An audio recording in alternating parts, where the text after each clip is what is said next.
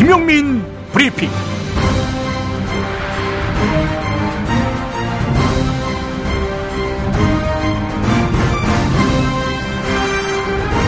(2016년 8월 30일) 화요일에 인사드립니다. 김용민입니다.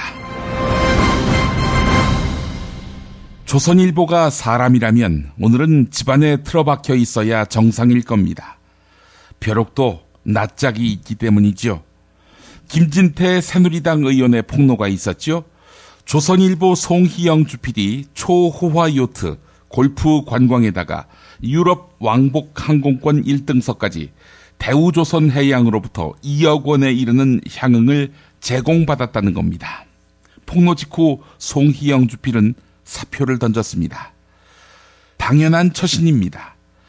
그래서 이 사표가 비위 사실이 잇따라 공개됨에도 불구하고 뻔뻔스럽게 그 자리를 지키는 우병우 청와대 민정수석보다 성숙됐다, 이렇게 말할 것도 없습니다. 조선일보는 한우의 한숨, 굴비의 눈물 운운하며 김영란법에 대해 딴죽을 건 신문입니다. 자기 돈 내고 한우, 굴비 사 먹으면 됩니다. 김영란법은 그거 못 먹게 하는 법이 아닙니다. 왜 얻어먹으려고 말 같지도 않은 주장을 펴왔던 것일까요? 여기에는 너댓 사람의 1년 연봉 규모인 2억짜리 향응을 제공받은 조국일보 이강희 주필 같은 조선일보 송희영 주필이 누린 부당한 혜택의 단맛 때문 아닐까요? 권력 비판에 앙심을 품은 현 정권이 비판 언론에 대한 흠집내기 차원에서 벌인 폭로라고 조선일보는 말하고 싶을 겁니다. 물론 그런 면이 농후합니다마는 부패 기득권 언론 조선일보의 범죄적 행각은 두둔될 수 없습니다. 오늘 배달된 조선일보 지면을 보니까 송희영 주필 이야기는 제목에서 찾기 힘들고, 자기 신문사 소속 기자가 압수수색을 당했다며 떠벌리더니 기자 압수수색은 우병우 비판 보도에 대한 안갚음이냐라고 사설에서 큰 소리를 칩니다. 이런 신문이 대한민국에서 1등 신문이라니, 또 치졸한 복수국을 펼치는 동네 골목 양아치와 닮은 세력이 대한민국의 집권 세력이라니, 정말 고개를 들 수 없는 오늘입니다. 김용민 브리핑과 함께하고 계십니다. 아름다운 재단에서 60일의 건강보험증이라는 캠페인을 진행하고 있습니다. 이 캠페인은 당장 월세나 생계비가 급해서 건강보험료를 납부할 수 없는 생계형 체납자를 돕습니다. 보험금을 내지 않으면 혜택을 끊겠다는 건강보험공단의 비정한 추징은 가난을 이유로 치료를 포기하게 하고 있습니다. 당장 아픈 사람들에게는 치료가 먼저입니다. 가난 때문에 치료를 포기하지 않도록 함께해 주실 분들, 검색창에 아름다운 재단을 입력해 주시기 바랍니다. 광고 듣고 오겠습니다. 생활고 때문에 건강보험료를 내지 못한 사람들에게 병원은 사치입니다. 그러나 우린 이미 알고 있습니다. 넘어진 사람은 일으키고 아픈 사람은 치료해줘야 한다는 것을. 당신의 기부가 누군가에겐 건강할 권리를 찾는 소중한 기회가 됩니다. 건강할 권리를 찾기 위한 60일의 건강보험증 캠페인. 검색창에 아름다운 재단을 검색해주세요. 안녕하세요. 조광래 중고차 오늘의 한마디.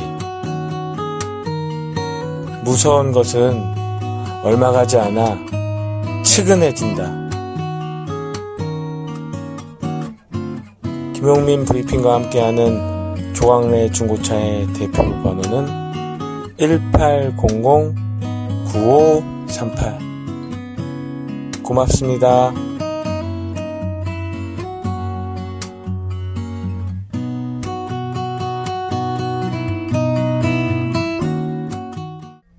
충남 금산의 넓은 인삼밭, 정성농장을 일군 농부아버지 이정열 씨. 자연은 노력한 만큼 내어준다. 그 자연의 마음을 알기에 정성농장을 더불어 일구는 아들 이성규 씨도 아버지에게 배운 것처럼 정직하고 또 성실하게. 정성농장 홍삼은 인삼 재배부터 가공 판매까지 모두 책임지고 있습니다. 그래서 대한민국 1등 품질을 자부합니다. 검색창에 정성농장 홍삼을 검색해주세요. 정성농장 홍삼. 전화문의는 010-9754-6972. 이제부터는 관록의 뉴스 해설가 김용민이 오늘 아침 조간신문을 훑어드립니다.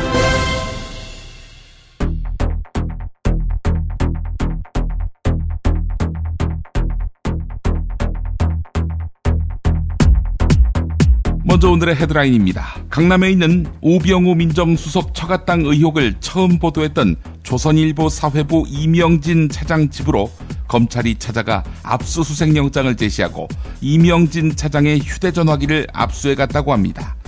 조선일보는 사설에서 기자 압수수색은 우병우 수석 처가당 보도에 대한 보복인가? 이렇게 질타했습니다. 우병우 수석 가족이 100% 지분을 갖고 있고 우병우 수석 부인이 현 대표이사인 정강. 여기도 검찰이 압수수색했는데요. 단서가 될 만한 자료 등도 대부분 치워져 있었다고 합니다. 사무실 금고를 열었던 열쇠 수리업자는 서류도 없고 아무것도 없었다. 이렇게 전했습니다. 우병우는 지금 검찰이 어떤 수사를 벌이고 있는지 부처님 손바닥 보듯 알고 있지요. 현직을 유지하고 있으니 말입니다. 경북 성주의 보수단체 회원들이 또다시 집회를 열어서 성산포대가 아닌 제3지역 사드 배치를 국방부에 요구했습니다. 그런데 성주군 면사무소에서는 전날 주민들에게 보수단체 집회 참여를 안내하는 휴대전화 문자 메시지를 보낸 것으로 드러나 성주군이 집회에 개입하려 한 것 아니냐, 이런 의혹이 일고 있습니다. 정부가 세월호 인양 후 객실만 따로 떼내서 바로 세운 뒤 미수습자를 수습하기로 결정했습니다.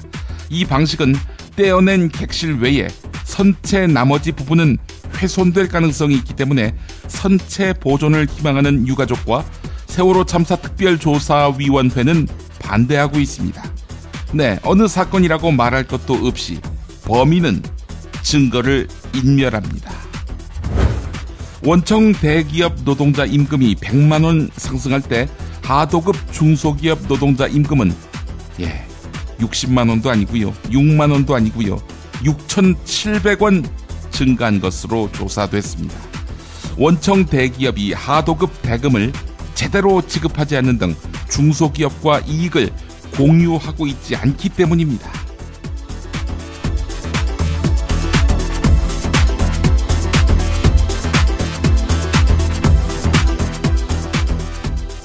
조선일보의 대반격이 시작됐습니다. 우병우 민정수석과 이석수 특별감찰관을 수사하고 있는 검찰특별수사팀이 압수수색에 들어갔지요.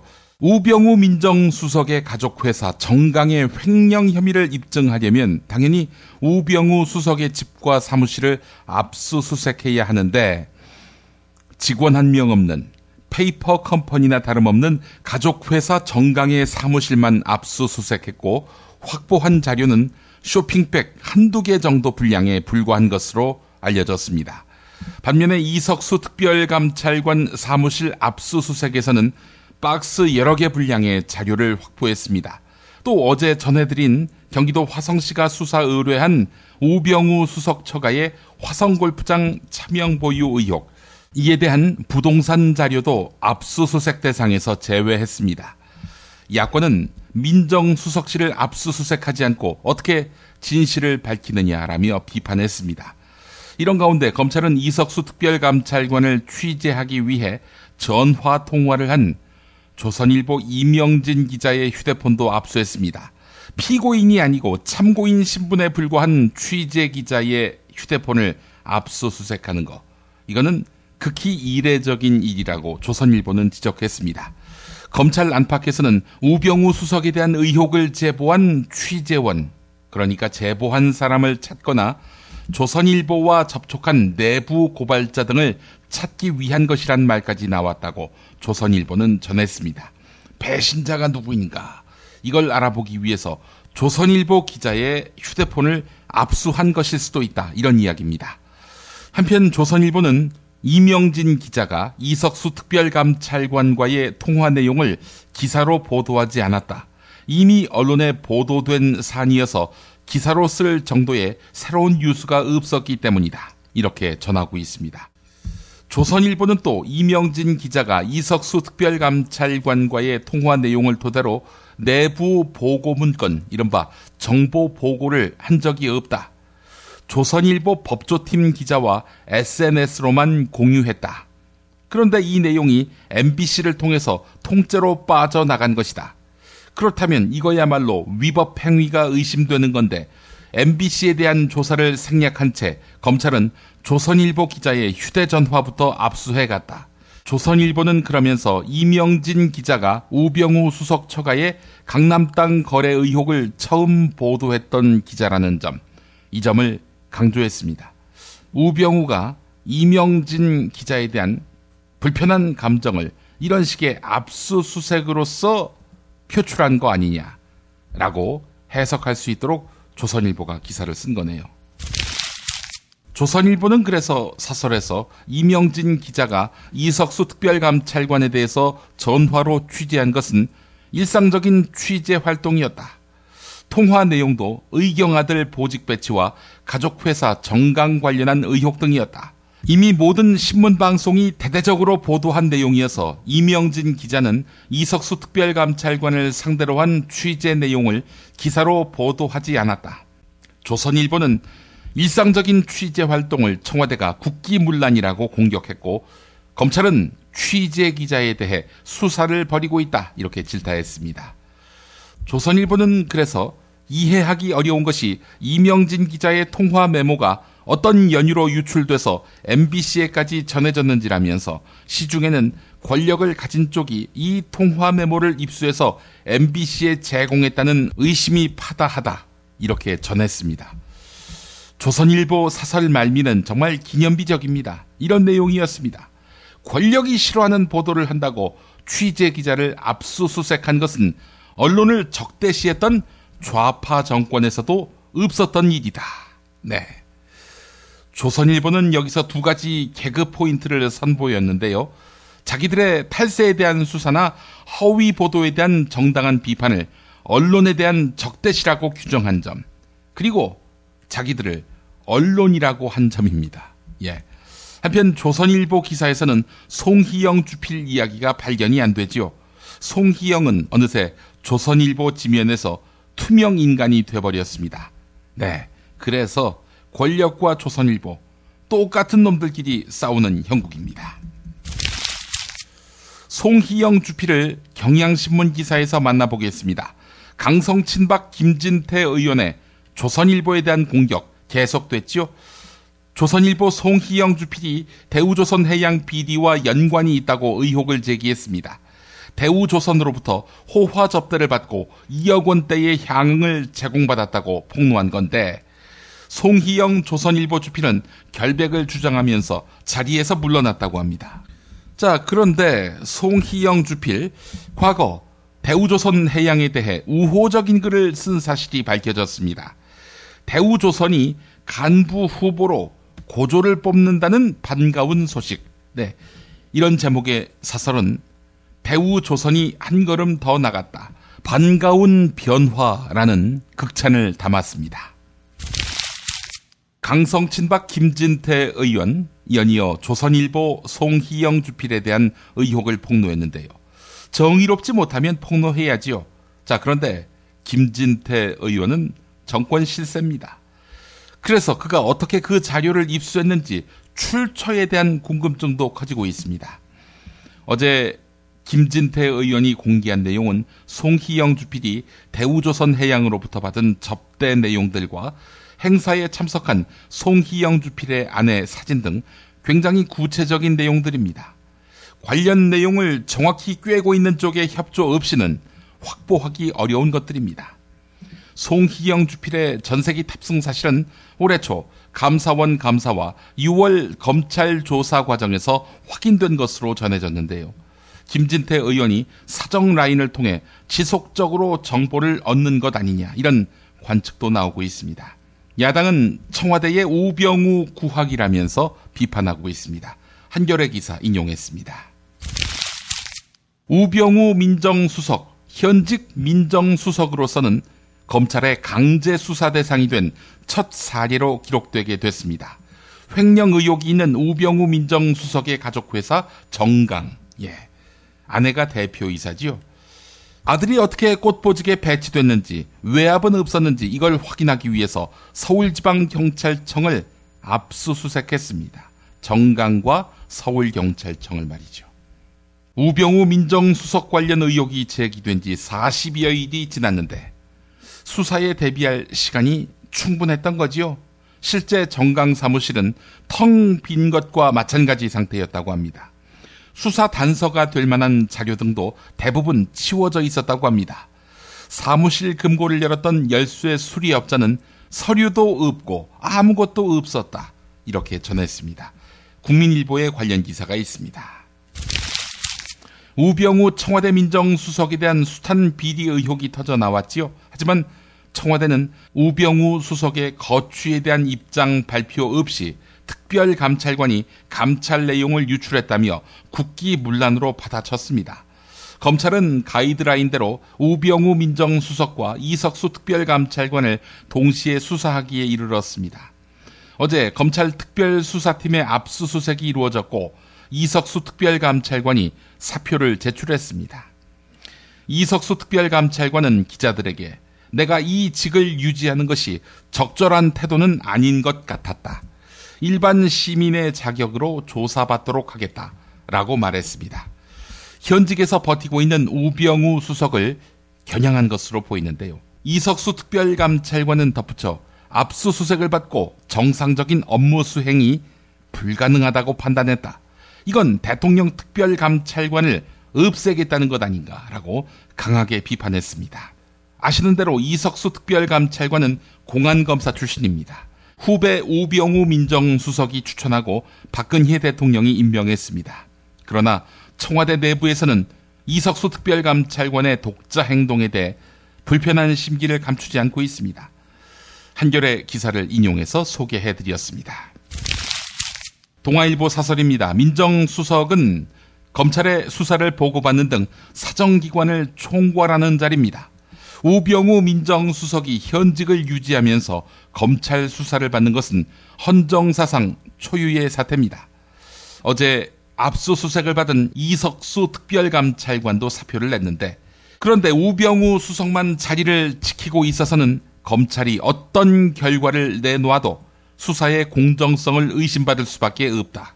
이석수와 마찬가지로 물러나서 수사받으라는 이야기지요.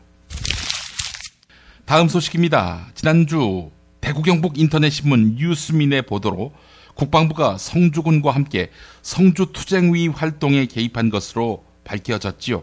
같은 날 성주투쟁위원회는 군민들의 강한 반대에도 불구하고 사드 배치 제3후보지를 수용한다고 밝혔습니다. 국방부와 성주군이 배후에서 군민들을 편가르기 하는 모략 책동을 부리고 있는 것입니다. 자, 그런데 어제는 성주군청 앞에서 보수단체 회원 500여 명이 사드를 제3지역에 배치하라, 이런 건의에 지지한다 라는 성명서를 발표했습니다. 성주가 지역구인 새누리당 이완영 의원도 참석했습니다. 하지만 참가자 일부는 성주 주민이 아닌 것으로 알려졌습니다. 참가자는 대부분 70대 이상으로 보이는 노인들이었는데요.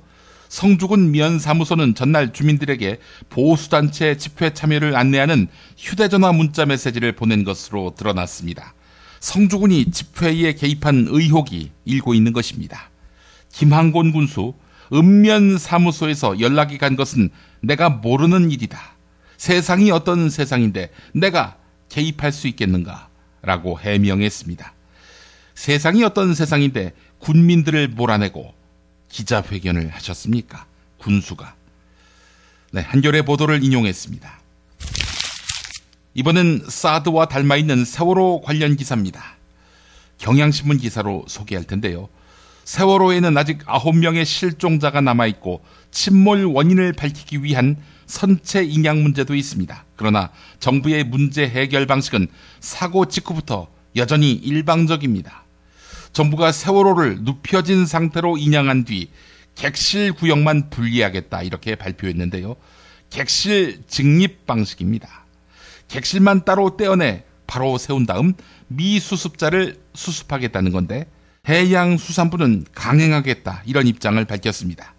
유가족과 세월호 참사 특별조사위원회는 반대하고 있습니다. 이미 세월호에는 정부가 인양을 한다며 크고 작은 구멍을 130개 이상 뚫어 놓았습니다. 4.16 세월호 가족협의회와 세월호 특별조사위원회는 객실을 절단한 뒤 어떻게 한다는 이야기가 없다. 진상규명이 어려울 수 있는 선체 훼손 안 된다. 이렇게 밝혔습니다. 다음 소식입니다. 제주도에서 파파야가 별도의 난방 설비 없는 비닐하우스에서 자라고 있습니다. 파파야는 제주도보다 기온이 높은 아메리카 열대 지역이 원산지입니다. 그동안 난방을 별도로 하지 않으면 재배가 어려웠습니다. 그런데 지구온난화로 기온이 상승하면서 이제는 제주에서도 재배가 가능해졌습니다. 제주도에서 아열대성 작물의 재배가 활발히 이루어지는 배경에는 따뜻해진 겨울 날씨가 영향을 줬는데 제주시의 경우 2011년과 2015년을 비교해 봤는데 무려 1.1도나 상승했다고 합니다. 제주도를 비롯한 한반도는 지난 100년 동안 평균 기온이 1.6도 상승했는데 제주의 경우는 4년 만에 1.1도가 상승한 것입니다. 이런 추세라면 2071년에는 현재 연평균 기온보다 4.6도가 오르게 됩니다. 제주 감귤, 머지않아 청주 감귤, 충주 감귤이 되겠군요. 중앙일보에 관련 기사가 있습니다. 조선일보 보겠습니다. 지질학자였던 고 정장출 박사, 안산시에서 온천수를 발견했습니다. 4호선 안산역이 연장 개통될 당시 온천 개발이 추진될 것으로 보고 2000년에 신길 온천역이라는 이름도 붙었습니다. 그러나 지하철 4호선 신길 온천역 주변에는 16년째 온천이 없습니다. 신길 온천역 플랫폼에는 우리 역 주변에는 온천 시설이 없습니다라는 안내문까지 붙은 적이 있었습니다. 문제는 한국수자원공사가 온천수 발견 부지를 수용하면서 생겼는데요. 안산시가 온천 개발을 불허한 것입니다. 반월 시화공단 주거지로 쓰일 땅에 온천 개발을 허가할 수 없다는 것입니다. 2006년 안산시가 수자원공사로부터 이 땅을 사들인 후 국민임대주택 예정지구로 지정돼 온천 개발은 더 멀어졌는데요. 그래서 신길 온천역 주변은 현재 공터로 남아 있습니다. 이곳 주민들이 신길 온천 개발 추진위원회를 만들었다고 하는군요. 온천 개발을 촉구하는 집회를 열고 있는 것입니다. 안산 주민 5천여 명이 탄원서를 안산시에 제출하기도 했습니다. 파보면 온천이 나올까요? 마지막 한국일보 기사 하나 더 보겠습니다. 한국개발연구원이 조사한 결과 대기업과 하청 중소기업 간 노동자들의 임금 격차가 심각한 것으로 발표됐습니다. 원청 대기업 노동자의 임금이 100만 원 상승할 때 하도급 중소기업 노동자 임금은 불과 6,700원 증가한 것으로 조사된 것입니다. 원청 대기업이 하청 중소기업과 이익을 공유하지 않아서 이런 노동시장 이중 구조가 야기됐다는 것입니다. 다시 이야기해서 원청 대기업이 중소기업에다가 대금을 제대로 지급하지 않거나 납품 단가 인하를 압박하는 것이 대표적입니다. 하청업체의 납품 단가를 깎는 것은 중소기업의 이윤 하락 그리고 직원들의 저임금으로 이어집니다. 지난해 기준 중소기업 정규직의 임금 수준은 대기업 정규직의 절반 정도입니다. 중소기업 비정규직의 경우 대기업 정규직의 3분의 1에 불과했습니다. 미궁 장사랑! 구렁이똥 이뻤다. 장이 살아야 내 몸이 산다. 배변 활동에 도움을 주는 건강기능식품입니다. 미궁 장사랑. 지금 검색창에 미궁 장사랑을 검색하세요. 핸드폰 기종 최다 케이스 보유하고 있는 사이트는 친구 사진, 애인 사진까지 나만의 DIY 제작 케이스는 아니모. 디자인 예스. 총알 배송 예스! 070-5029-0330에서 2번까지. 포털 사이트에서 바리몽을 검색해주세요. 정말 맛있다. 이 말 한마디면 모든 게 설명됩니다. 30년 전통 자연의 이로움을 담은 김치, 이담채 김치. 1544-4586 1544-4586.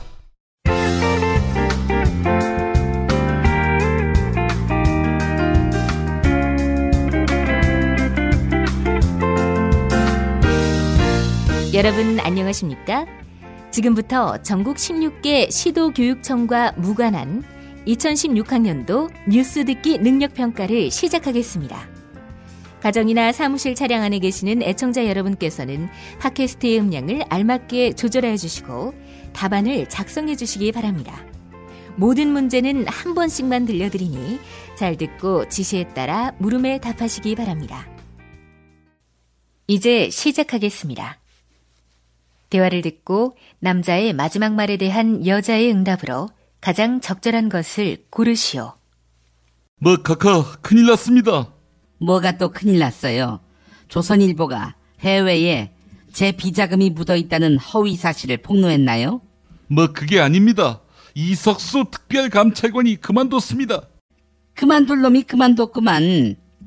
대우조선한테 향응받은 조선일보 주필이 그만뒀고 감찰 내용을 유출했다는 의혹만으로 특별감찰관마저 그만뒀는데 우병우만 남은 거 아닙니까? 그렇다면 우병우도 그만둬야 하는 거 아닌가요? 아니, 우병우가 왜 그만둬? 이 정부는 의혹만으로는 그만두게 하지 않는다는 방침이 있습니다. 카카, 비록 다 짜고 치는 고스톱이라곤 하지만 우병우도 압수수색당한 마당에 그냥 그 자리에 둔다면 이건 수사의 공정성이 의심받는 것은 말할 것도 없고 피의자가 자기 수사를 자기가 관리 감독하는 국기불능... 씹새끼. 야, 이명박이가 너는 대선 주자로 어렵대. 응? 이젠 좀 찌그러져 있을 때 아니니? 카카, 왜 우병우만 감싸고 도십니까? 우병우만 민정수석입니까? 왜 전 민정수석 김영환이는 59살밖에 안 됐는데 화병에 걸려 죽게끔 내버려 두셨습니까? 야, 내가 죽였어? 왜 나한테 시비야? 얼마 전까지는 십상시 같은 아첨꾼들만 두시더니 이제는 우병우입니까? 카카, 십상시 아세요? 왜 몰라? 후한시대에 일어난 십상시의 난을 누가 평정했는지, 그래서 그걸 계기로 누가 권력을 잡았는지 그것도 아십니까? 알지. 1번 우병우, 2번 동탁, 3번 전두환, 4번 김영란, 5번 추미애.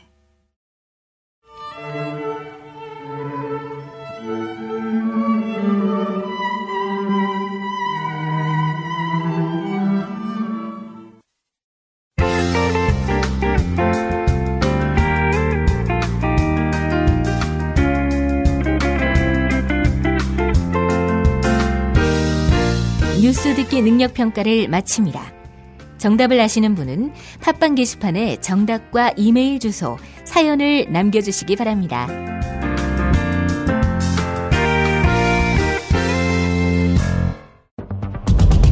She never ever quits. 中国不能缺席。 Der Holocaust für Deutschland. Ma senti, con dolore umano non si può essere neutrali. 국제뉴스의 맥. 네, 오늘도 완벽이란 놈의 발목 잡혀 한 걸음도 못 나갈 때에 김글리 작가와 함께 국제뉴스 짚어보겠습니다.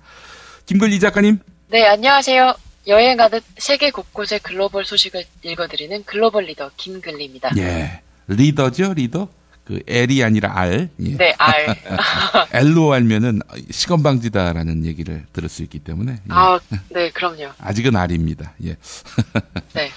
자, 프랑스 얘기를 안 할 수가 없는데, 이 똘레랑스의 나라 프랑스 옛말이 된 것 같습니다. 네, 맞습니다. 관용의 나라로 통하던 프랑스가 최근 한계에 온 것 같습니다. 얼마 전 프랑스 니스 해변에서 무장 경찰이 한 무슬림 여성의 부르키니를 강제로 벗기는 사진이 유포돼 큰 논란을 불렀는데요. 예. 이번엔 프랑스 한 식당에서 단지 무슬림이라는 이유로 2명의 여성이 쫓겨났습니다. 브루키니 논란이 이슬람 혐오 정서를 띠고 확대되는 모양새입니다. 그러니까 부르키니를 입었기 때문에 그렇게 경찰이 조치를 취한 거군요. 네, 사실 식당에서 그 히잡을 썼다는 이유만으로 쫓겨난 거죠. 그렇군요. 자, 현재 프랑스에서 부르키니를 금지하는 지방자치단체가 30곳이 넘는다는 얘기를 들었어요. 맞습니다. 프랑스 칸과 니스 등의 지방자치단체들은 정치와 종교 분리를 규정한 세속주의 원칙을 내세워서 부르키니를 금지하고 있습니다. 공공질서 위협, 수상 안전 등을 이유로 내세우고 있는데요. 예. 하지만 프랑스 최고법정재판소는 부르키니 금지가 기본권을 침해한다며 중지 결정을 내렸습니다. 개인의 자유권을 제한하려면 증명된 위험이 있어야 하는데 부르키니는 그렇지 않다는 겁니다. 예.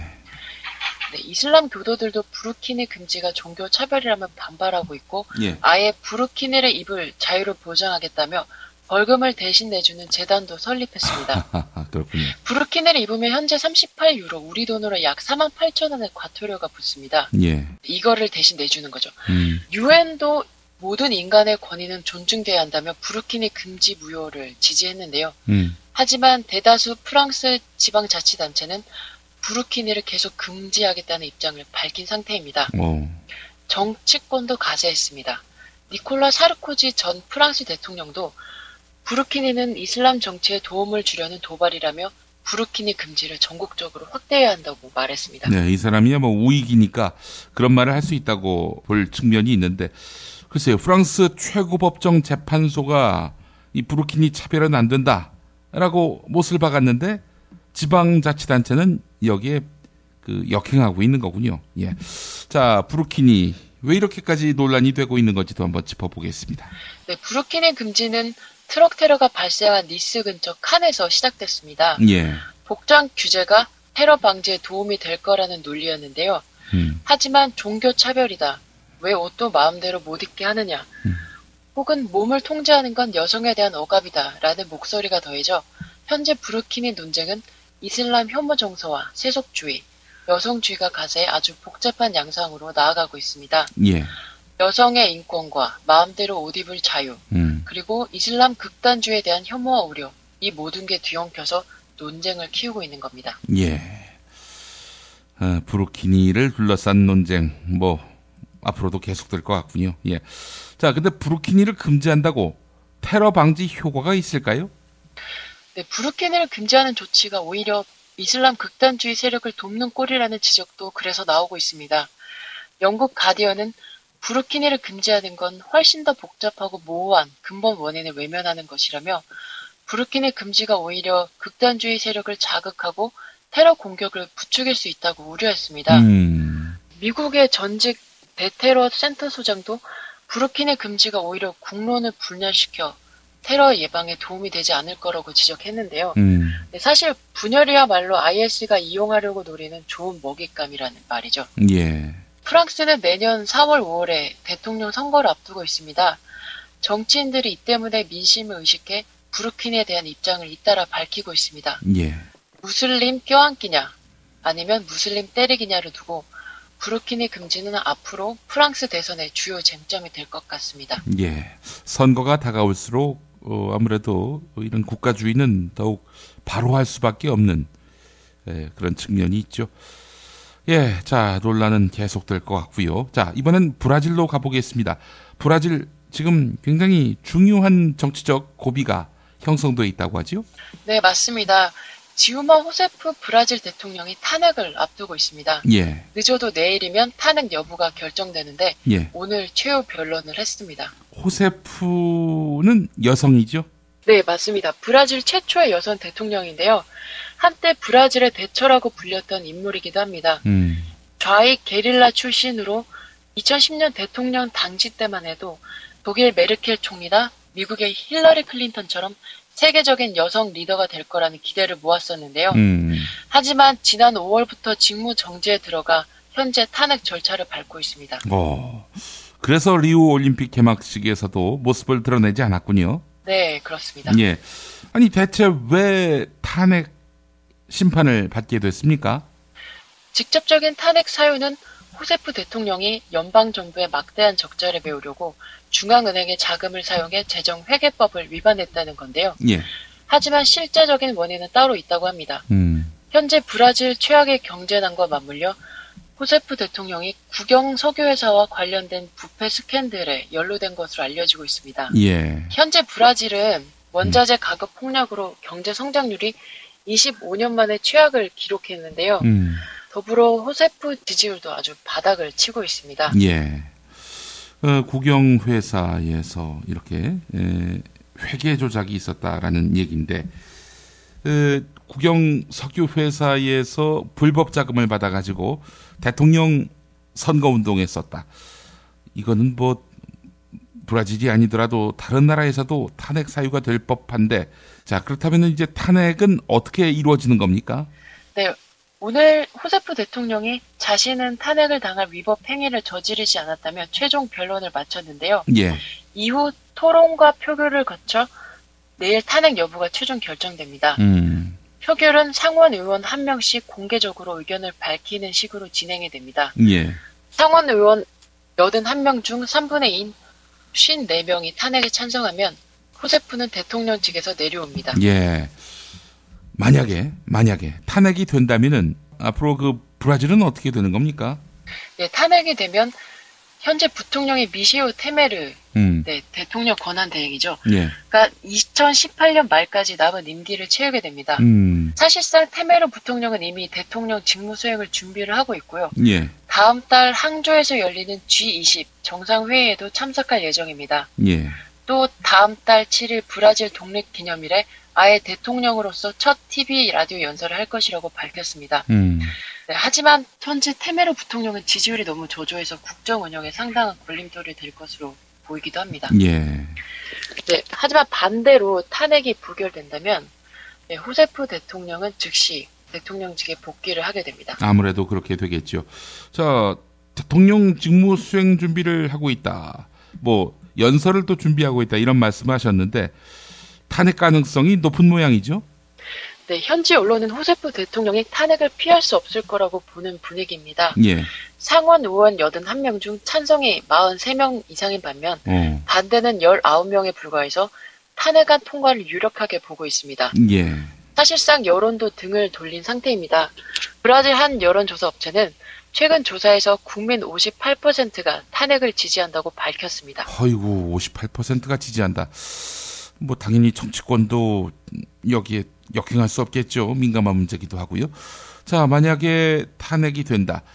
뭐 탄핵이 되면은 대통령 자리에서 물러나겠지만은 이러고 끝낼까요? 뭐 앞으로 호세프 대통령 사법 처리될 가능성도 있습니까? 네, 호세프 대통령은 사실이 밝혀지면 그 사법 처리가 될 가능성이 있고요. 예. 근데 문제는 따로 있습니다. 예. 현재 부통령과 제1당인 브라질 민주운동당 다수 의원들도 부패 스캔들에 연루돼 있어 검찰 수사를 받고 있습니다. 따라서 대통령이 탄핵되더라도 전국 안정은 힘들 거라는 전망입니다. 예. 네, 하지만 호세프가 탄핵이 돼서 권력을 잃게 되면 최악의 경제 침체를 불러온 경제 정책이 바뀔 거라는 기대감이 있습니다. 예. 참.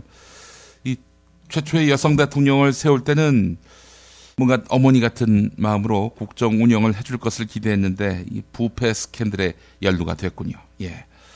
그래도 브라질은 대통령을 이렇게 탄핵할 수도 있어서 참 좋은 것 같습니다. 예, 사실은 그게 놀라운 점이죠. 예. 자, 다음 소식 하나 더 짚어보겠습니다. 어떤 이야기인가요? 네, 김용민 PD님 혹시 18살에 뭘 하셨는지 기억하시나요? 아이, 뭐 당연하죠. 예쁜 여자 쫓아다니고 뭐. 그렇죠, 뭐. 예. 네, 아마 18살이면 대부분 학교를 다니고 비슷한 활동을 할 텐데요. 예. 18살에 경비행기로 세계 일주를 하고 예. 또 세계 청년들에게 메시지를 던진 청년이 있어서 화제가 되고 있습니다. 예, 놀랍군요. 어떤 청년입니까?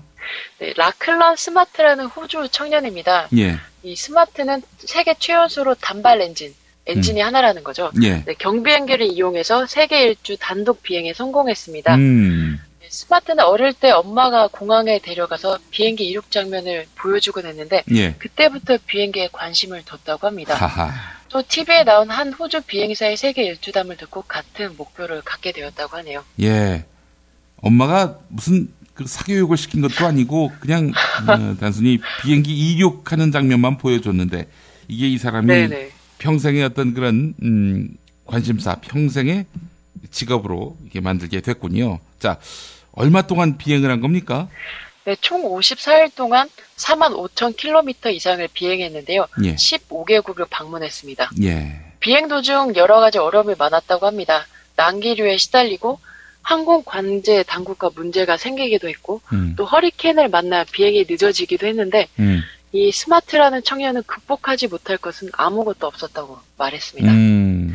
그런데 이번 비행이 명예를 얻고자 한 일이 아니라 또래 친구들에게 영감을 주기 위해서 한 일이라고 밝혀서 사람들에게 찬사를 받고 있는데요. 예. 스마트는 세계 젊은이들에게 이런 메시지를 전했습니다. 한 번 사는 인생, 그만큼 밖으로 나가 꿈을 쫓아야 한다. 아, 이런 메시지를 전했군요. 네, 맞습니다. 예. 올해 전 세계 청년 실업률이 사상 최고치라고 하는데, 이렇게 직접 자신의 어떤 인생을 개척하는 스마트, 이름이 스마트예요. 네, 이름도 스마트죠. 예, 이런 청년의 그런 움직임, 발걸음 참 여러 가지로 귀감이 됩니다. 네, 전 세계 청년 고용 중에서 사상 최악에 가까운데요. 지금 실업 청년만 해도 7,100만 명에 달한다고 합니다. 예. 네, 또 이미 취업한 청년도 상당수가 노동 빈곤 상태에 있다고 하는데요. 이래저래 힘든 전 세계 청년들에게 이 호주 청년의 비행이 좋은 자극제가 되었으면 합니다. 네, 알겠습니다. 지금까지 완벽이란 놈의 발목 잡혀 한 걸음도 못 나갈 때의 김글리 작가와 함께했습니다. 수고 많으셨습니다. 네, 감사합니다. 예. 아이고, 아우 덥다 더워. 이제 우리 몸 생각해서 이 보양식이라도 먹어야 되는 거 아니야?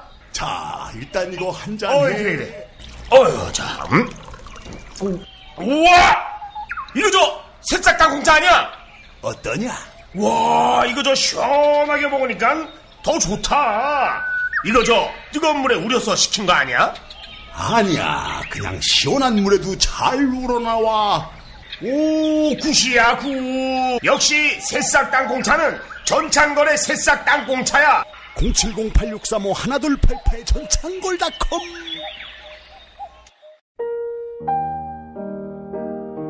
세계 최초의 미용 베개 바슈필로우 아시나요?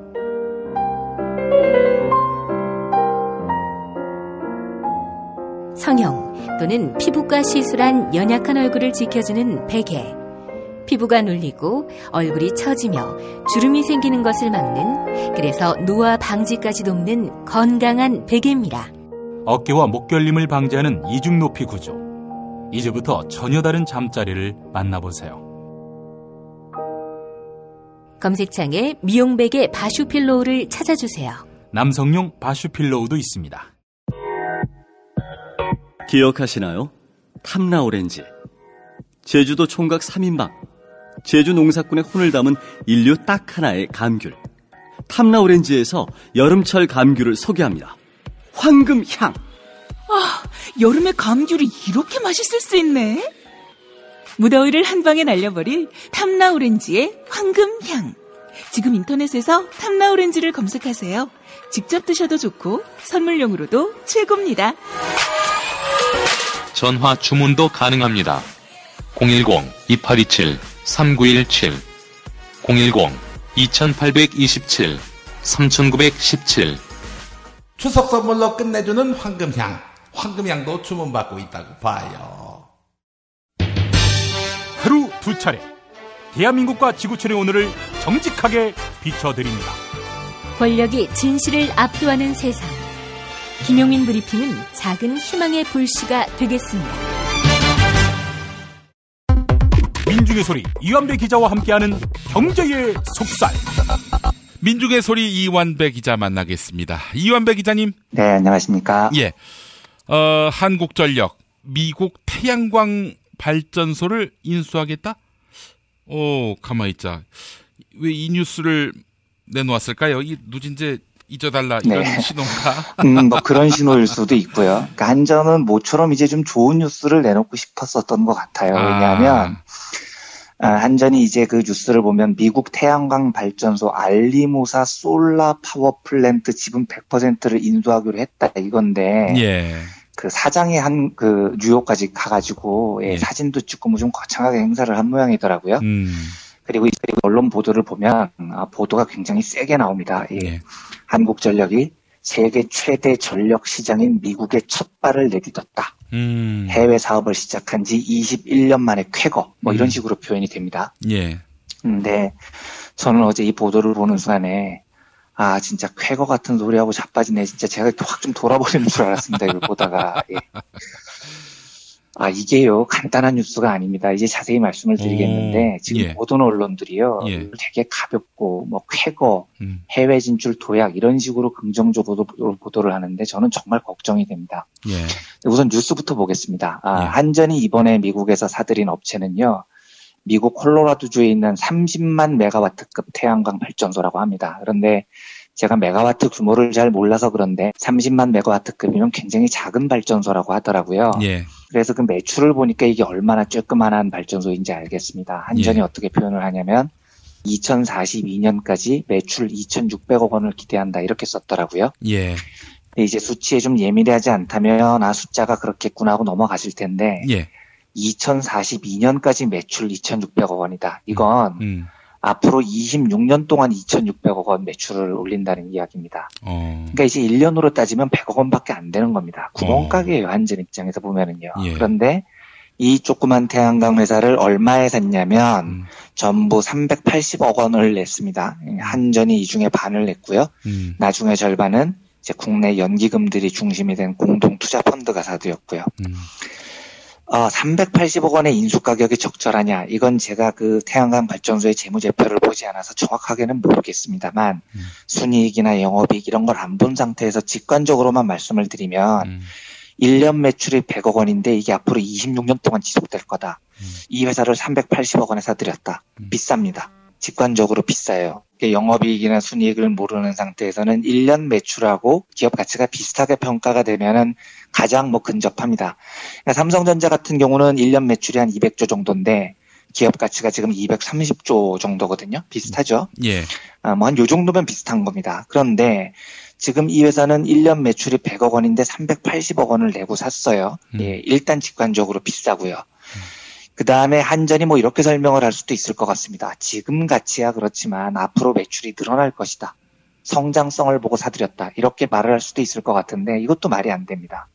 지금 얘기를 들어보니까 26년 동안 2,600억 번다는 얘기거든요. 그러니까 26년 동안은 미래의 성장성이 없는 겁니다. 그렇게 따지면 이건 미래 성장성 분야에서도 거의 점수를 주기가 어렵죠. 그래서 비싸다는 게 제 일단은 직관적인 평가입니다. 그런데 비싸다는 게 문제의 본질이 아닙니다. 비쌀 수 있어요. 그리고 한전이 쓴 돈도 380억의 절반이니까 한 190억이니 큰 돈 쓴 건 아니죠. 한전의 규모에 비하면은요. 한전 1년 매출이 한 60조 되거든요. 비싸게 샀다면은 손실이긴 하겠지만 그걸 가지고 야이 죽일 놈들아 할 정도로 큰 돈을 쓴 건 아닙니다. 제가 심각하게 생각하는 건 이 대목입니다. 뉴스원에 난 어제 기사를 읽어보겠습니다.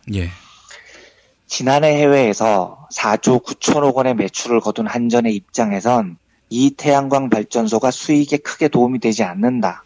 그런데 왜 한전은 이 소규모 발전소를 인수한 것일까? 그 이유는 이 태양광 발전소를 소유한 호젠트릭스 솔라 홀딩스의 모회사가 바로 세계 최대 자산 운용사인 칼라일 그룹이기 때문이다.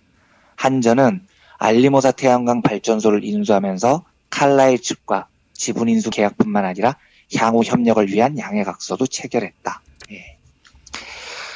제가 이 대목에서 기절하는 줄 알았습니다. 조금 이게 어렵게 들리실 수도 있겠는데요. 이게 무슨 뜻이냐면 한전이 태양광 발전소를 샀는데 누구한테 샀느냐? 칼라일이라는 금융투기자분한테 산 겁니다. 그러니까 태양광 발전소가 이 칼라일이라는 금융투기자분 소유였던 거예요. 그리고 한전, 공기업인 한전이 이 금융투기자분한테 300억을 갖다 바치면서 향후 협력을 위한 양해각서 체결을 했다는 거죠.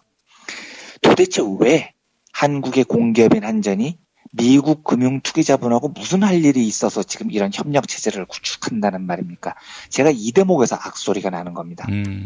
조금만 더 읽어보겠습니다. 여기에는 양사가 북미 지역에서 민자 발전 사업, 풍력, 태양광 등 신재생 사업, 에너지 저장 시스템, 스마트 그리드, 마이크로 그리드 등을 공동 추진하는 내용이 담겨 있다. 한전으로서는 세계 최대 자산운용사인 칼라일의 자본력과 미국 내 에너지 사업 기반을 등에 업고 북미 지역 진출을 위한 물꼬를 튼 셈이다. 이 대목을 정확하게 이해를 하려면은요, 칼라일이라는 회사가 어떤 회사인지를 알아야 됩니다. 칼라일은 기사에도 나왔듯이 세계 최대 자산운용사 이렇게 표현이 됩니다. 더 정확하게 말하면 세계 최대 헤지펀드입니다. 굉장히 유명한 회사입니다. 이 회사가 우리나라에도 2번이나 들어왔습니다. 홈플러스를 사들였다가 비싸게 팔고 간 회사가 바로 이 칼라일입니다. 2000년에는 한미은행을 사들였다가 4년 만에 6천억 원 넘게 벌고 시티은행에 매각을 한 것도 이 칼라일이에요.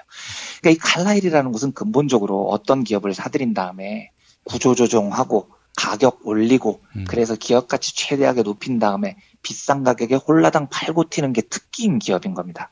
그런데 이 칼라일이 요즘 제일 관심을 갖는 곳이 어디냐면 군수산업, 수도, 전력 이런 공공영역에 굉장히 많은 관심을 가져요. 설마 이 칼라일이라는 회사가 공공영역을 공적으로 지키기 위해서 뛰어들 가능성은 0%지 않습니까? 얘들이 공공영역에 뛰어드는 이유는 공공영역을 다 헤집어 놓고 요금 올려가지고 돈 벌고 튀겠다는 애들인 겁니다. 그런데 지금 한전이 얘네들하고 협조 체제를 구축을 하겠다는 겁니다. 왜요 도대체? 저는 이걸 묻고 싶은 겁니다. 칼라일한테 뭘 배우겠다는 겁니까? 한전의 지금 설명은 단지 북미 시장 진출을 위해서 이렇게 얘기를 합니다. 그런데 북미 지역에서 어떤 시장에 진출을 하냐면 민자 발전 사업에 진출을 하겠다는 겁니다. 한전이요. 북미 지역 민자 발전에 진출을 하겠다는 거예요. 저는 한전의 저 말을 못 믿겠습니다. 한전이 세계 최고의 헤지펀드하고 짝짝꿍이 돼서 북미 시장에서만 민자 발전 사업에 추진하겠다는 말을 저는 믿을 수가 없습니다. 저는 결국 이게 한전이 민영화 예행 연습한다는 생각밖에 안 듭니다. 칼라일하고 짝짝꿍을 해서 도대체 민자 사업을 하면은 어떻게 할 수 있느냐를 배우고 협력하겠다는 거로밖에 해석이 안 되더라고요. 칼라일도 마찬가지로 왜 한전하고 이런 협력의 물꼬를 트겠습니까? 가까운 미래에 한전이 민영화되면 자기들도 한전하고 굳건한 동맹체제를 구축하겠다. 저는 그렇게 상상이 됩니다. 한전이 미치지 않고서야 지금 세계 최고의 헤지펀드하고 연합을 할 일이 없습니다. 지금 한국전력이요. 한국에서 엉망진창이 된 전력시장의 공공성 이거 회복하는데 전력을 쏟아부어도 남는 힘이 없을 건데요. 한전이 지금 북미 시장에서 무슨 일을 하고 있는 겁니까? 이게 통계가 나왔습니다. 이달 26일까지요. 올해 여름에 폭염으로 사망한 사람 숫자가 17명이랍니다. 이게 집계를 낸 이후에 최대라고 해요. 또 같은 날짜까지 온열질환 환자가 무려 2,000명을 넘어섰고요. 이것도 사상 최대였습니다. 이 기록적인 폭염이 오랜만의 일이면 좋겠습니다만 국립재난안전연구원의 예측조사 결과가 나왔습니다. 폭염으로 인한 사망자 숫자가 2029년에는 99.9명으로 는다는 겁니다. 2050년에는 261명이 된다는 겁니다. 지금요, 국민안전처가 예상하기로는 폭염 취약계층이 무려 100만 명이라는 겁니다. 이건 정말로 심각한 에너지 빈곤층 문제입니다. 이걸 지금 한전이 해결을 해야 되는 겁니다. 이게 지금 여름이니까 이렇죠? 겨울 돼보십시오. 상황이 더 지랄 같아집니다. 혹한에 노출된 에너지 빈곤층 가구가 대략 200만 가구로 추산이 됩니다. 200만 가구면은요, 4인 가구 기준으로 적게 잡아서 3인 가구로 하죠. 이렇게 해도 600만 명이 추위에 노출이 되는 겁니다. 저는 한전이 이런 문제를 놔두고 지금 미국에서 칼라일 같은 애들하고 무슨 MOU 체결하고 얘네들이 파는 발전소 매수하고 저는 이 기사 보고 진짜 미치겠더라고요. 제가 6월 달에 한번 소개를 한 적이 있었습니다만 한전이 이미 일반 기업에게도 전기를 판매할 권한을 준다. 이러면서 이제 민영화 초석을 다졌다. 이런 뉴스를 소개를 해드렸죠. 이게 사실은 일반 기업에 전기를 판매할 권한을 준다고 쓰고 SK, KT, LG 같은 통신기업들한테 판매를 할 권한을 준다. 이렇게 읽어야 맞는 겁니다. 그러니까 이미 전기 판매 분야에서 민영화를 상당 부분 진척을 시켰습니다. 이 상황에서 지금 한전이 칼라일과 어떤 짝짝꿍을 시작한다는 건 좋게 봐줄 수가 없습니다. 제가 이 공공 분야 민영화 이야기만 나오면 개거품을 무는데요. 저한테는요, 이 정부 끝날 때까지 딱 한 가지만 물릴 수 있는 선택권을 준다. 뭐 이런 행운이 오면 저는 사드 배치, 개성공단 폐쇄, 그리고 박근혜 정부가 밀고 있는 민영화 정책, 이 셋 중에 진짜 무지하게 고민을 할 것 같아요. 네. 그 정도로 이 민영화 문제가 사드 배치나 개성공단 폐쇄 못지않게 저한테는 굉장히 중요한 문제입니다. 그래서 한전이 칼라일과 연합해서 북미에 진출한 건 쾌거가 아니고 이건 헬게이트 입장권입니다. 저는 부디 전력, 가스, 철도 이 분야 민영화만큼은 이 정부에서 처리되지 않고 다음 정부로 넘어가기를 간곡한 마음으로 기도를 할 뿐입니다. 예. 이번에도 역시 기도하는 마음. 예. 기도죠. 방법이 그거밖에 없습니다. 이거 정말 참 좋겠습니다. 예. 알겠습니다. 자, 다음 이야기 넘어가 보도록 하겠습니다. 오마이뉴스에서 20대 가난을 팝니다. 이 시리즈를 시작했네요. 저도 이걸 봤는데 얼마나 가난한지 써봐라. 그러면 장학금 줄게. 네. 참담했습니다. 참담했습니다. 정말 그 표현이 딱 맞습니다. 예. 제가 이 기사를 읽고 기뻐서가 아니고요. 너무 참담했는데 그 청취자분들께는 꼭 강추하는 기사입니다. 시간 되시면 꼭 한번 읽어보셨으면 좋겠고요. 저는 오마이뉴스의 기획 의도도 그렇고요. 우리 청년들의 생생한 현실이 담긴 기사여서 참 좋더라고요. 기사가요. 근데 읽고 나면 참 처참해지는데요. 내용을 간단히 소개를 해드리면 이제 우리 청년들이 대학을 다니면서 돈이 없으니까 장학금을 받아야 되는데 이 장학금 신청서에 내가 얼마나 가난하게 사느냐를 호소력 있게 적어야 장학금이 나온다는 겁니다. 예, 그래서 이 학생들의 생생한 코멘트를 보면 이렇습니다.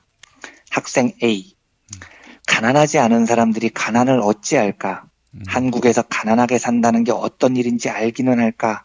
안 가난한 사람들이 가난한 사람을 평가를 해서 돈을 주는 게 말이 되냐? 이런 글이죠. 학생 B 이렇게 씁니다.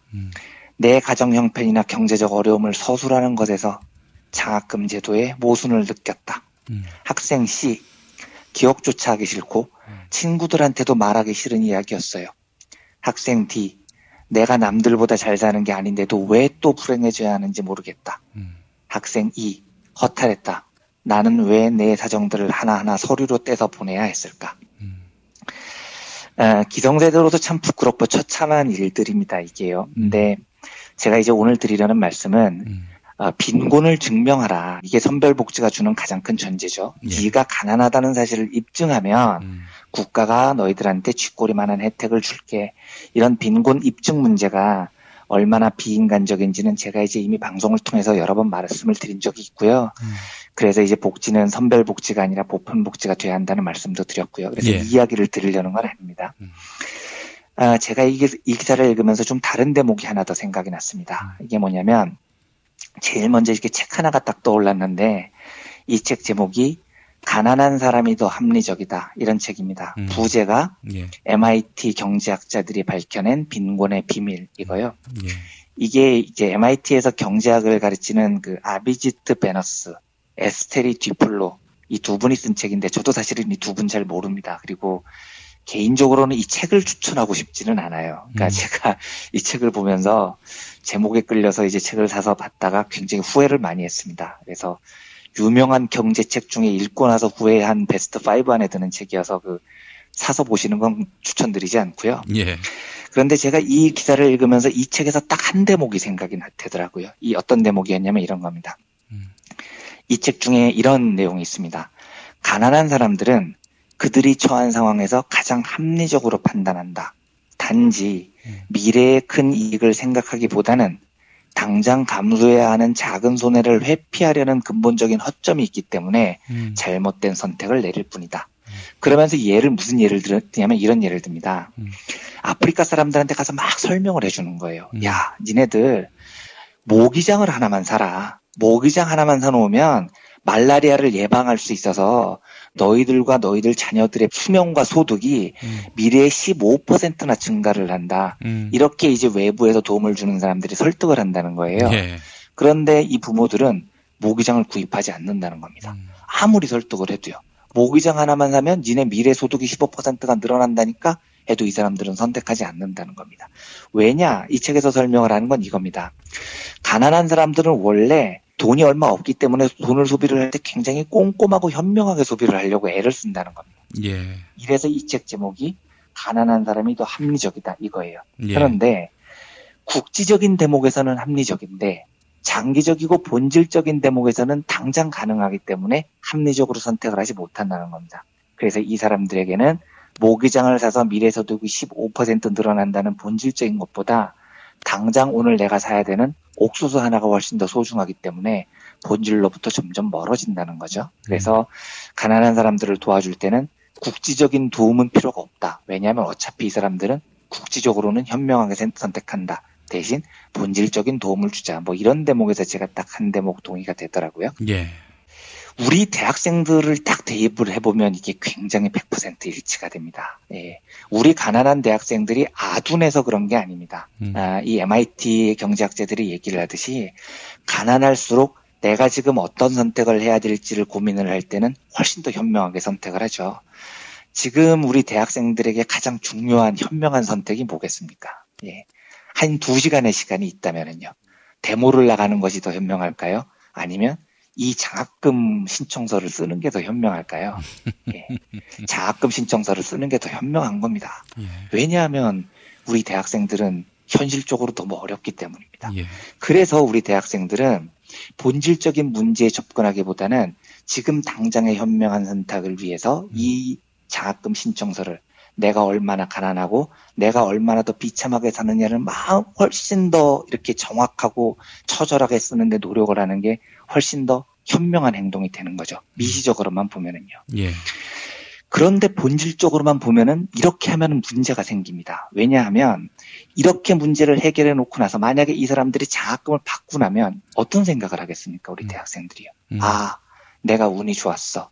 나는 장학금을 받았기 때문에 구제받았어. 이런 생각을 하게 됩니다. 그래서 본질적으로 감춰진 대학 생활의 헬조선을 가져다주는 이 구조적인 모순점을 완전히 잊어버리게 되는 거죠. 그러니까 본질적인 문제의 접근이 점점 더 멀어지고 헬조선은 점점 더 고착화된다는 얘기인 겁니다. 당장 우리 청년들에게 본질적인 문제는요. 제가 말씀을 드렸듯이 지금의 비참함을 이기기 위한 장학금 신청서 이게 아닌 거죠. 예. 오히려 더 이 세상을 바꾸는 문제에 우리 청년들이 많이 가담하면 할수록 본질적인 문제는 바뀌게 되는 겁니다. 그런데 여기서 기성세대가 생각을 해야 될 게 있습니다.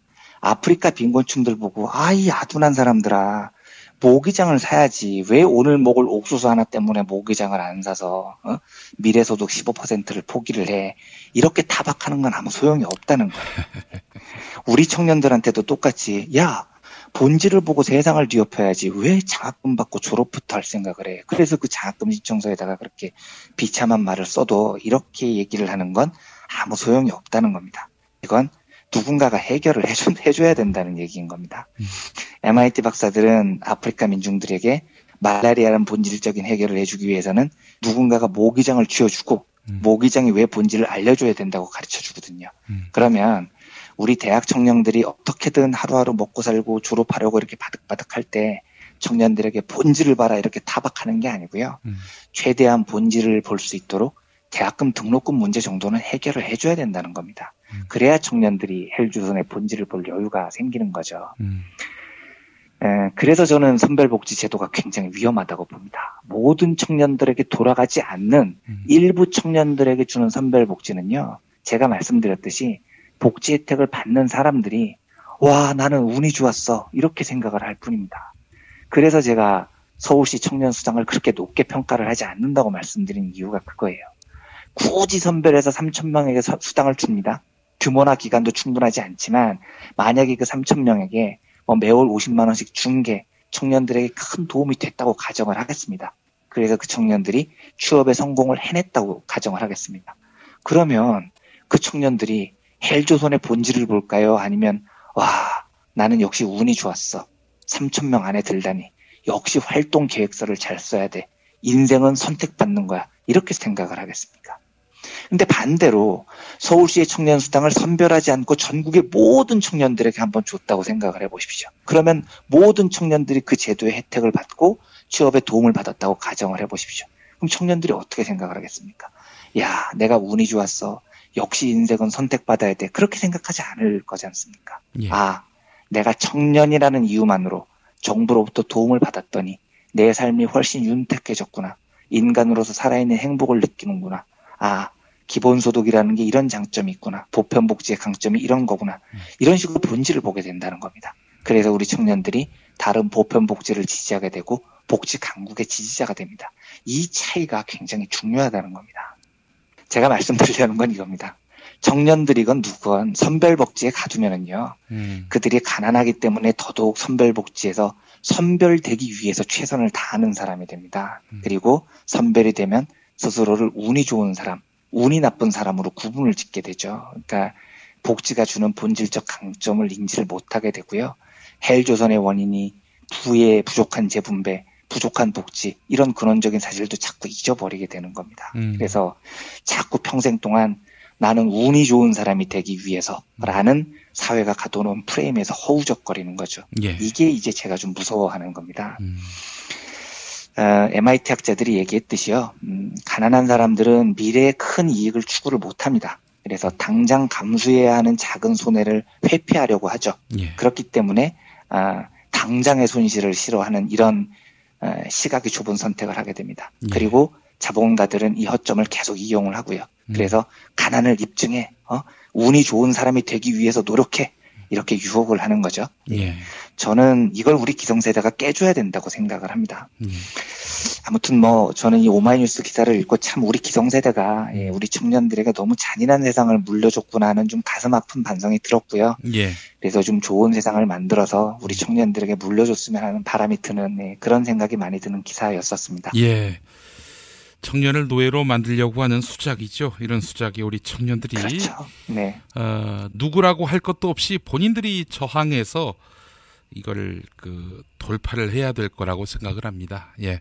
맞습니다. 예. 그 기반은 또 우리 기성세대가 마련을 해줘야 되는 거고요. 그렇죠.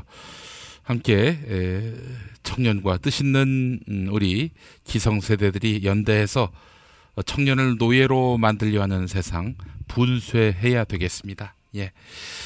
아이고, 오늘도 우리 이완배 기자님과 함께 의미 있는 이야기 나눠봤습니다. 말씀 잘 들었습니다. 예, 감사합니다. 예. 덥다 더워. 미칠 듯한 폭염에 열대야. 게다가 폭염보다 더 열받게 만드는 여왕님 치하에서 다들 살아 계신 거죠? 이럴 때 시원한 바다로 계곡으로 떠나서 얼음장 같은 물에 수박 동동 띄워서 먹어야 되는데, 그쵸? 그리고 부글부글 끓는 속을 달래주는 통쾌한 민중의 소리와 함께 하셔야죠. 오늘도 민중의 소리는 여러분의 후원 전화를 기다립니다. 1661-0451 1661-0451 민중의 소리. 싸지는 안 돼요. 건강식품의 지존 전복을 택한다면 100% 완도에서 잡은 와우 전복. 네이버에서 와우 전복을 찾으세요. 010-2443-0818 한우 사고를 집어넣고 24시간 팔팔 끓인 곰탕, 연지연 곰탕. 어린이부터 노인까지 누구나 좋아하는 건강식 연지연 곰탕. 택배로 신청하시려면 010-7252-1114. 대한민국 최초, 아니 은하계 최초의 잡놈 평전, 김어준 평전. 무식하지만 의리 만빵의 엄마, 노골적인 인종차별의 격분에 개싸움을 벌인 이탈리아 현지인, 한겨울 침낭 안에서 인류애적인 사랑을 나눈 유럽 여성, 그리고 전대미문의 사기꾼 MB까지 김어준의 학교에는 참 많은 선생님이 있었죠. 자기가 언제 행복한지, 내 욕망이 뭔지, 내가 어떻게 생겨먹었는지 자기하고 대면을 해야 돼요. 그래서 내가 하고 싶은 걸 찾아야 됩니다. 누구의 눈치도 보지 말고 욕망의 주체가 돼서, 그리고 그 일을 그냥 해요. 은하계에 다시 없을 딱 한 사람, 김어준. 김용민이 김어준을 9년간 관찰한 기록, 김어준 평전. 김어준 평전, 인터하우스에서 나왔습니다.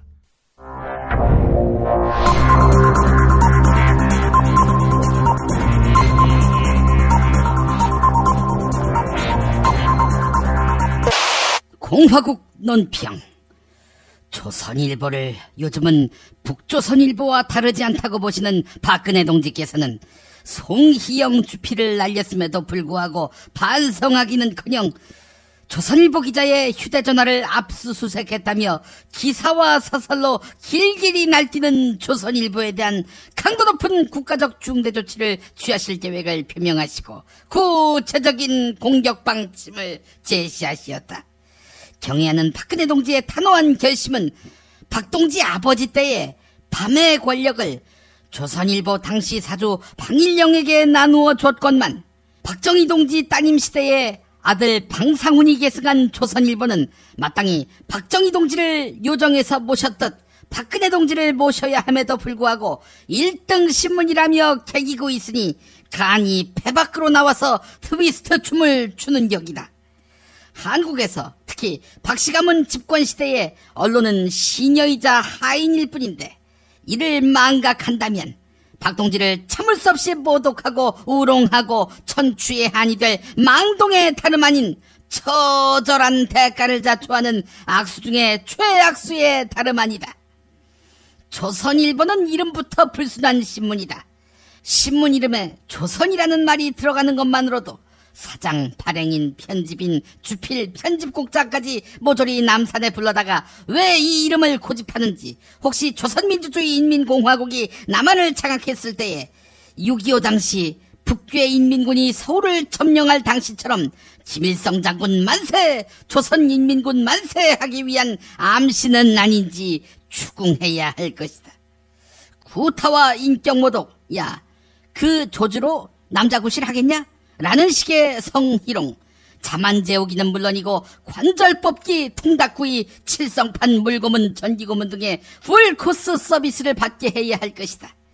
조선일보의 얄팍한 도발은 박근혜 동지에 대한 체질적인 거부감과 적개심을 노골적으로 드러내는 것으로서 추호도 용납할 수 없는 포악무도한 도발 행위를 자행하는 것이다. 이제라도 방상훈은 박근혜 동지를 찾아가서 참회의 눈물을 흘리며 그동안 신문 사업을 좀 해왔다는 이유로 분수를 모르고 까불었다며 이 말을 땅에 찍고 참회해야 할 것이다. 아울러 보직만 그만둔 송희영을 해고시켜야 할 것이며 우병우 처가 강남 땅을 보도한 이명진 기자 역시 해고시켜야 할 것이다. 그래서 조선일보는 기생집에서나 1등 신문임을 확실하게 해야 할 것이다. 만약 거절할 시에는 박동지의 치솟는 분노와 경천동지할 탄압의 불벼락을 피할 수 없게 될 것이다. 김용민 브리핑이 선정한 오늘의 칼럼, 권석천 중앙일보 논설위원의 한국적인 셀러리맨의 죽음이라는 칼럼을 골랐습니다. 이인원 롯데그룹 부회장, 그가 목숨을 끊은 이유는 무엇일까? 빈소 한쪽에 자리를 잡고 이인원 부회장이 어떤 사람인지 물었다. 숫자로 말한다는 롯데의 경영 철학을 상징하는 분이다. 신격호 롯데 총괄회장께서 왕성하게 활동하실 때 비가 많이 온다라고 말씀드리면 몇 밀리미터냐라고 물으셨다. 사내 보고서도 거의 표로 돼 있을 정도다. 그렇게 치밀하고 정확한 총괄회장을 빼닮은 리틀 신격호가 바로 이인원 부회장이었다. 롯데그룹이 잘나가던 이명박 정부 때 박근혜 정부 초기에라도 검찰이 수사에 나섰다면 지금처럼 어정쩡한 상황은 되지 않았을 것이다. 몇 년의 시간이 흐르면서 치매 시비에 휩싸인 고령의 신격호 총괄회장을 형사처벌하기 어렵게 됐다. 검찰로서는 신동빈 회장으로의 연결고리가 필요했다. 그 고리로 지목된 이인원 부회장은 자신이 상황을 책임질 수밖에 없다고 판단했을 가능성이 크다. 검찰의 수사 방식은 거칠었다. 지난 6월 10일 17곳을 동시에 압수수색했다. 나흘 뒤 계열사 15곳을 추가 압수수색했다. 이 최대 규모의 압수수색 후 영장이 지나치게 포괄적이라는 논란이 이어졌다. 인권보호 수사준 측의 심야 조사 금지도 지켜지지 않았다. 조사받는 사람의 동의를 얻어서 새벽 2시에서 3시까지 조사했다. 이인원 부회장 시신이 발견된 그날 아침에도 임원 한 명이 20시간 넘게 검찰 정사에서 조사받고 있었다. 이런 수사 분위기가 이인원 부회장의 영육에 영향을 미치지 않았다라고 말할 수 있을까? 재벌의 오너 중심 먹이 사슬이 고착돼서 사회적 공감에서 멀어지는 사이 기업은 만만한 수사 대상이 돼버렸고 만만한 임원들이 그 치도곤을 맡고 있는 것은 아닐까? 이인원 부회장의 자살은 지극히 한국적인 샐러리맨의 죽음인 것이다. 그의 죽음으로 달라질 것은 없다. 회사 인간의 비애는 계속될 것이다. 회사 인간. 아서 밀러의 희곡 세일즈맨의 죽음에서 세일즈맨 아내는 아들에게 이렇게 말한다. 아버지는 훌륭한 분이라고는 하지 않겠다. 그렇지만 그는 한 인간이야. 그리고 무언가 무서운 일이 그에게 일어나고 있어. 그러니까 관심을 기울여 주어야 해. 늙은 개처럼 무덤 속에서 굴러떨어지는 일이 있어서는 안 돼. 이런 사람에게도 관심이 필요하다고. 네, 저녁에 2부가 올라옵니다. 많은 다운로드 바랍니다. 김용민 브리핑과 함께한 시간 어떠셨어요? 다음 시간에도 보다 바르고 알차며 즐거운 정보로 여러분을 찾아가겠습니다. 팟캐스트 포털 팟빵에서 다운로드하기, 구독하기, 별점 주기, 댓글 달기로 응원해주세요. 잊지 마세요. 다운로드하기, 구독하기, 별점 주기, 댓글 달기.